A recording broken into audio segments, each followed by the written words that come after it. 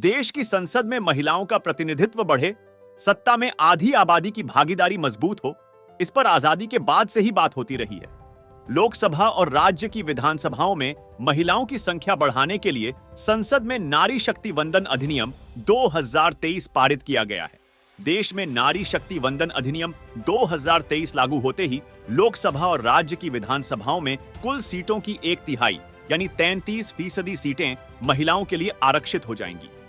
अब तक लोकसभा में महिलाओं के प्रतिनिधित्व की बात करें तो पहले और दूसरे लोकसभा चुनाव में कुल 22 महिलाएं जीतकर संसद पहुंची थीं।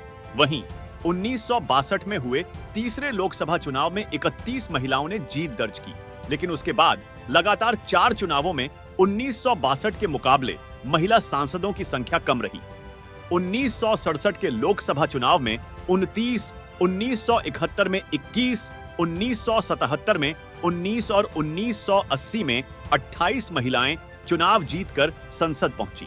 इसके बाद 1984 के लोकसभा चुनाव में 43 महिला प्रत्याशियों ने जीत दर्ज की, लेकिन 1989 के लोकसभा चुनाव में सिर्फ 29 महिलाएं ही जीत दर्ज कर सकी, जबकि 1991 में 38, 1996 में 40, 1998 में 43 और 1999 में 49 महिलाएं जीत दर्ज कर संसद पहुंची। जबकि 2004 के लोकसभा चुनाव में 44 महिला प्रत्याशियों ने जीत दर्ज की। वहीं 2009 में 59 तो 2014 में 61 महिलाएं चुनाव जीतकर संसद पहुंची। लेकिन 2019 के आम चुनाव में सारे रिकॉर्ड टूट गए और कुल 78 महिलाएं लोकसभा चुनाव जीतकर संसद पहुंची।